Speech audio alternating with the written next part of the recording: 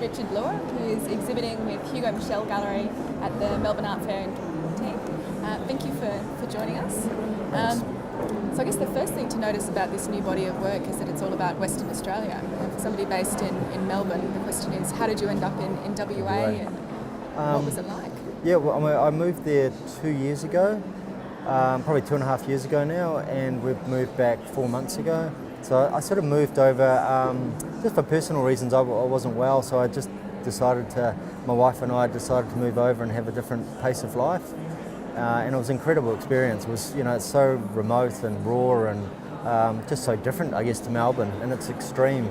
So, and that, I'm really attracted to the extreme, not just in my artwork, but just in life in general. So, it was a great change from Melbourne. Like going down to the beach regularly, or every day, surfing and things like that. So, yeah, it was a really positive experience. Judging on your work too, there's a huge cultural difference because some of your paintings, there's sharks hanging from the docks as part of the shark cull, there's rodeos, which you obviously don't get on the eastern seaboard at all. What was the culture shock like? Yeah, well, it was a huge culture shock, and the body of work that I've showed at the Melbourne Art Fair it's pretty much the end of it wasn't really a residency in WA, but the end of my time in WA. So I wanted to document those extreme things like the rodeos, like the shark cull that was going on. So it's sort of, like I said, it's so different from the eastern states. So I wanted to show that, and I tend to do that. I tend to place myself in an environment, in a situation, and to document kind of like a sort of a social realist, or a contemporary social realist? Well, I'm interested in that because when you say a contemporary social realist, you're obviously a very keen observer, you have a very astute and perceptive eye for what's going on around you, but it's not really judgmental, it's not really the sort of documentation that you would get in journalism or with some kind of political agenda. I was wondering how you see that and what you actually hope to convey and communicate.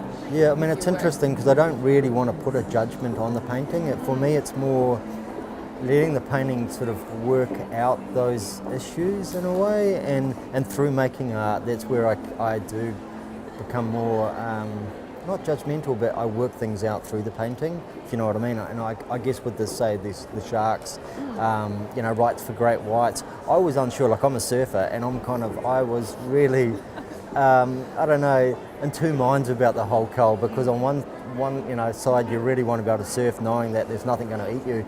And I sort of knew someone that did get eaten in WA, and it was, it's a terrifying thing. And then you have other people that want to save the sharks, and so you sort of, I did find myself sort of in the middle there, and it was not until sort of making the paintings I'd work out where my stance is, or so I like that art can do that, and art does that for me.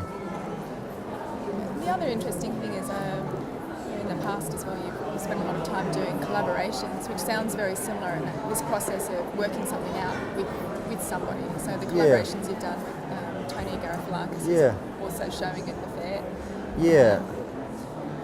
It sounds like you would never paint something that you already knew the answer to. Yeah, you work those things out. The ones at the fair are actually just Tony's, so they're not the collaboration. I know that, yeah. Oh, yep, yeah.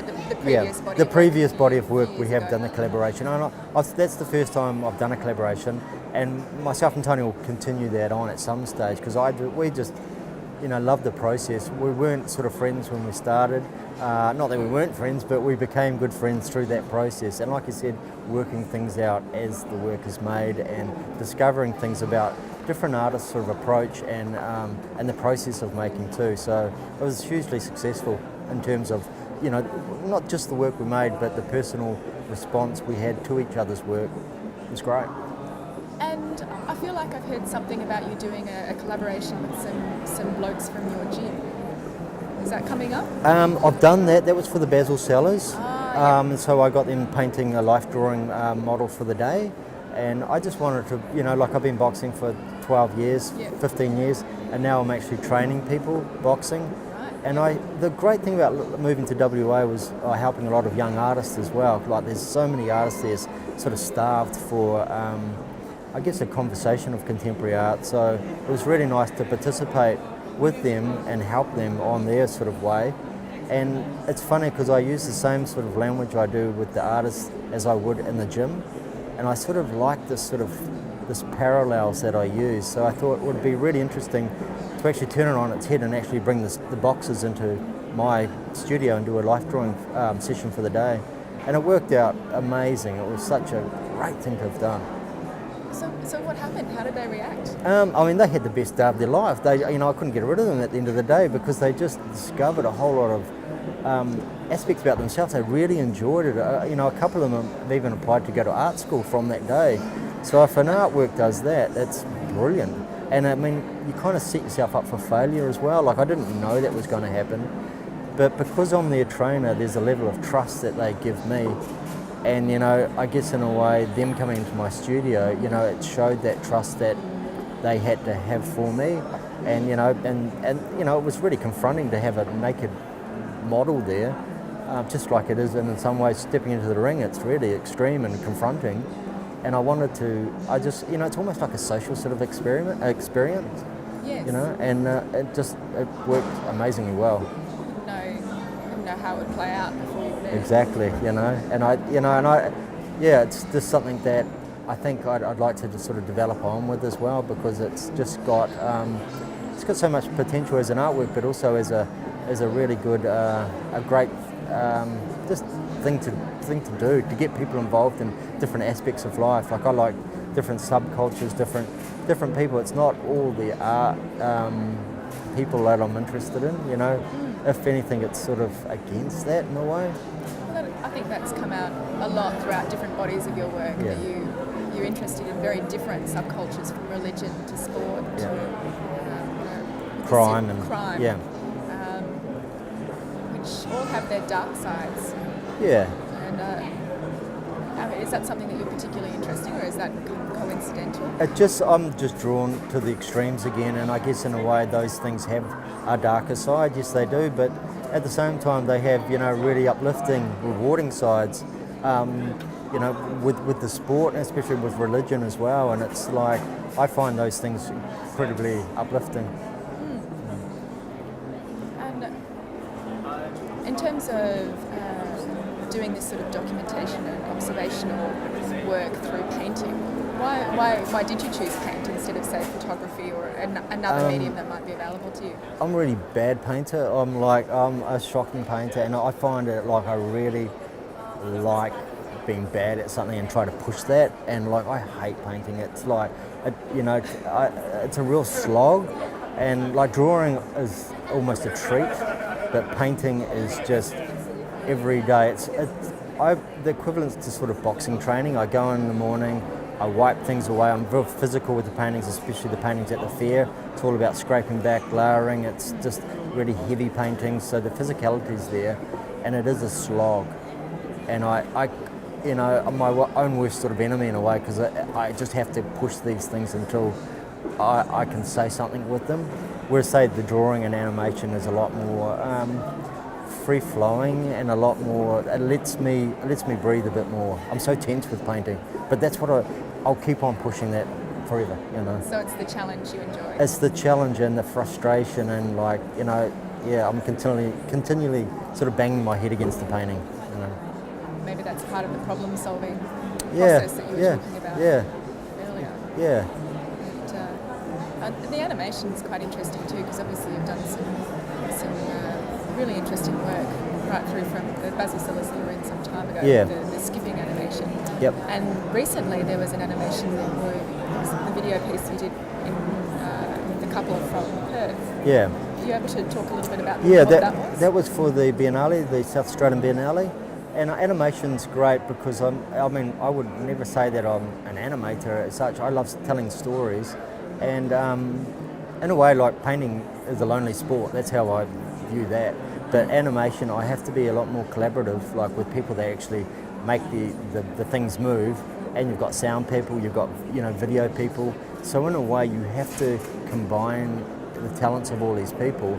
So I find that really, I don't know, it's rewarding, and it's quite scary at the same time, working with a lot of people. It's not just my work. But in the last animation I did, I sort of you know, it's pretty lo-fi. I was using an overhead projector to move the figures, and you know, it's actually that sort of dumbed down in a way, but in a way it's the story that's important, and it's the physical nature of myself telling the story with me moving the actual imagery on the overhead projector. And it's something that I'd like to develop to a sort of almost performative piece as well.